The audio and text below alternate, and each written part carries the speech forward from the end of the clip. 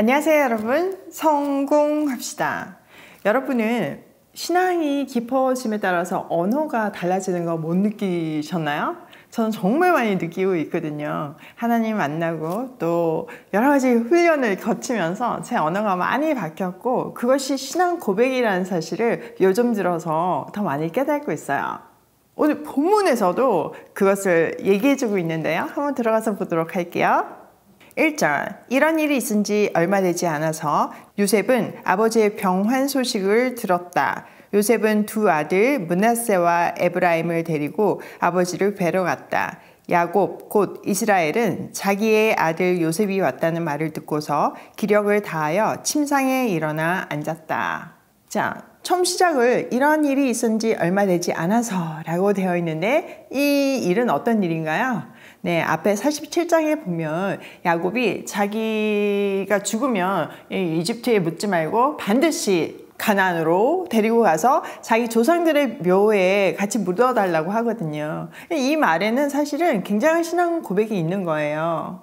하나님의 언약을 분명하게 붙들고 있고, 지금 총리의 가족으로 아무리 많이 누리고 있어도 반드시 그 약속의 땅으로 돌아가야 된다는 말이 담겨져 있는 거죠. 자, 그런 일이 있었는지 얼마 안 돼서 요셉은요, 자기 아버지가 위독하다는 소식을 듣고 자기 두 아들을 데리고 아버지에게 병문안을 왔어요. 야곱은 아들이 왔다는 소식을 듣고 정말 힘들었지만 마지막 힘을 다해서 침상에 앉았죠. 자, 3절.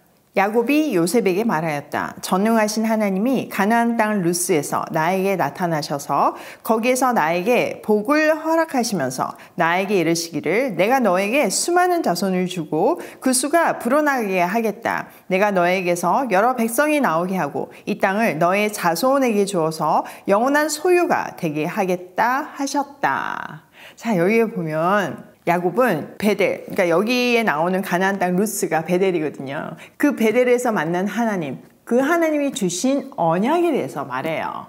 먼저 복을 주실 것이라고 하셨는데 많은 자손을 주시고 또 가나안 땅을 약속의 땅으로 주시겠다고 언약하셨어요.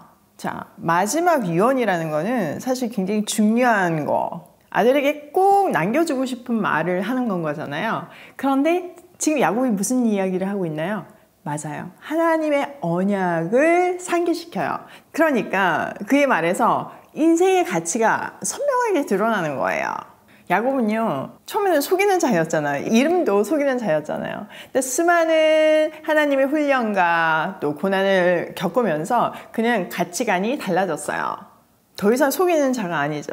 그리고 최고 권력자인 바로에게도 하나님의 이름으로 축복을 할 수 있는, 그의 인생의 축이 분명하게 하나님께 있는 그런 사람이 되었어요. 그리고 야곱은 요셉을 만나면서 하나님의 주권을 더더욱 신뢰하게 되었을 거예요. 왜냐하면 인간이 아무리 계획을 해도, 아무리 방해를 해도 결국은 하나님의 계획이 이루어지는 것을 눈으로 직접 보았으니까요. 있을 수 없는 일이 일어났잖아요. 선물같이 주어진 애굽에서의 그의 남은 인생은 하나님과 더욱 친밀해지면서 하나님과 더욱 주파수를 맞추는 시간이었을 거예요. 그렇기 때문에 그의 마지막 유언을 하나님의 언약에 근거해서 하려는 거죠. 그의 말 속에 그의 신앙이 고스란히 드러나고 있어요. 자, 5절. 내가 너를 보려고 여기 이집트로 오기 전에 내가 이집트 땅에서 낳은 두 아이는 내가 낳은 아들로 삼고 싶다. 르우벤과 시므온이 나의 아들이듯이 에브라임과 므낫세도 나의 아들이다. 이 두 아이 다음에 낳은 자식들은 너의 아들이다. 이 두 아이는 형들과 함께 유산을 상속받게 할 것이다. 야곱은요, 자기가 이집트로 오기 전에 요셉이 낳은 두 자녀가 자기의 자녀가 될 것이라고 말해요. 입양을 하겠다는 거죠. 이거는 고대 근동에 흔히 있는 일이기도 했지만요, 여기 하나님의 언약의 관점에서 보면요, 굉장히 중요한 일이에요. 아브라함으로부터 시작된 하나님의 언약은 이삭 그리고 야곱으로 이어졌잖아요. 그러니까 야곱의 후사여야지만 언약의 자손이 되는 거예요. 야곱은 이제 그 요셉의 두 자녀를 그 언약의 자손으로 인정하겠다, 그 반열에 넣겠다, 이 얘기를 하는 거예요. 자, 요셉의 입장에서 한번 생각을 해보세요. 이집트의 총리로 살고 있지만 그의 중심은 하나님의 주권에 있었잖아요. 그러면 가장 큰 근심이 무엇이었을까요? 아마 자식이었을 거예요. 그 아이들은 이집트 여인 사이에서 난 혼혈아잖아요. 이 아이들에 대한 정체성에 대한 고민이 있었을 것이고 또 이 아이들이 하나님 나라 언약에 이어받는 후사가 되었으면 하는 강렬한 바람이 있었을 거예요. 자, 그의 두 자녀의 이름을 보면요. 요셉의 신앙 고백이 다 들어있어요. 에브라임, 므낫세. 나의 온갖 고난과 아버지의 집 생각을 다 잊게 하셨다. 이게 첫째 아들의 이름의 의미고요. 두 번째, 고생하던 이집트에서 하나님이 번성을 하게 해주셨다. 이게 둘째 에브라임의 의미예요. 그의 고뇌와 힘듦, 상처, 또 회복, 감사, 이 모든 고백들이 그 이름 속에 있는 거죠. 하나님의 언약을 이어받는 후사로서 그 아이들을 넣고 싶은 마음이 얼마나 간절했을까요? 그런데 야곱은 그 두 자녀를 자기 자녀로 인정함으로써 이제 요셉의 바람대로 두 자녀는 언약의 자손이 된 거죠. 자, 7절. 내가 바탄을 떠나서 고향으로 돌아올 때에 슬프게도 너희 어머니 라헬이 가나안 땅에 다 와서 조금만 더 가면 에브라스에 이를 것인데 그만 길에서 세상을 떠나고 말았다. 나는 너의 어머니를 에브랏 곧 베들레헴으로 가는 길 옆에 묻었다. 야곱은요, 사랑하는 아내이자 요셉의 어머니인 라헬의 이야기를 해요. 이것은 자신도 이제 라헬처럼 떠날 때가 되었다는 것을 문학적으로 표현한 거죠. 자, 8절. 이스라엘이 요셉의 아들들을 보면서 물었다. 이 아이들이 누구냐? 요셉이 자기 아버지에게 대답하였다. 이 아이들은 여기에서 하나님이 저에게 주신 자식들입니다. 이스라엘이 말하였다. 아이들을 나에게로 가까이 데리고 오느라. 내가 아이들에게 축복하겠다. 자, 이스라엘. 이름이 바뀌죠. 앞에는 계속 야곱이라고 하다가 이스라엘이라고 성경은 말하고 있어요. 이거는 하나님 나라 백성으로서의 대표성을 가진 이름이죠. 자, 이스라엘은요, 요셉의 아들들을 보면서 누구냐고 물었어요. 이것은 나이가 들어서 좀 안 보여서 그럴 수도 있지만 그런 의미가 아니라 지금 이제 공식적으로 그 아이들이 누구냐고 물으면서 공식적인 입양식을 하고 있는 거예요. 야곱은 하나님 나라의 기초가 될 12지파의 축복권을 물려준다는 의미로 아이들의 이름을 묻고 있어요. 자, 여기에 대해서 요셉은 하나님이 저에게 주신 자식들입니다 라고 대답하죠. 여기서도 요셉의 말을 보면 하나님의 주권을 강조하고 있어요. 이것은 하나님의 유업을 이어받을 자격이 있음을 의미하기도 하고요. 야곱은, 아니 이스라엘은 요셉의 자녀들을 가까이 오라고 해요. 자, 10절. 이스라엘은 나이가 많았으므로 눈이 어두워서 앞을 볼 수 없었다. 요셉이 두 아들을 아버지에게로 이끌고 가니 야곱이 그들에게 입을 맞추고 끌어안았다. 이스라엘이 요셉에게 말하였다. 내가 너의 얼굴을 다시 볼 것이라고는 생각도 못하였는데 이제 하나님은 내가 너의 자식들까지 볼 수 있도록 허락하셨구나. 너무 감동이죠.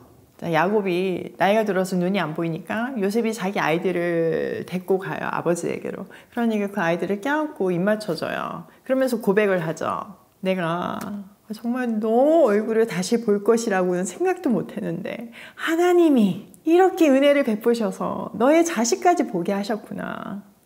그 감격이 느껴져요. 야곱은요, 그냥 세상을 다 가진 느낌이었을까요? 그 크신 하나님의 은혜에 감격하면서 이 크신 하나님의 은혜를 자녀들에게 가장 물려주고 싶었을 거예요. 그리고 하나님의 언약이 대대로 잘 이어지기를 간구했을 거예요. 그래서 나중에 이제 그 유언하는 걸 보면 개인적인 어떤 감정이 하나도 없이 정말 하나님의 뜻대로 유언을 하잖아요. 너무나도 정제된 그의 인생이 참 너무 감격스럽기도 하고 또 거기까지 가기까지 얼마나 험난한 인생을 살았는지 느껴지기 때문에 참 그 고백이 더 귀하게 느껴지기도 해요. 자, 12절.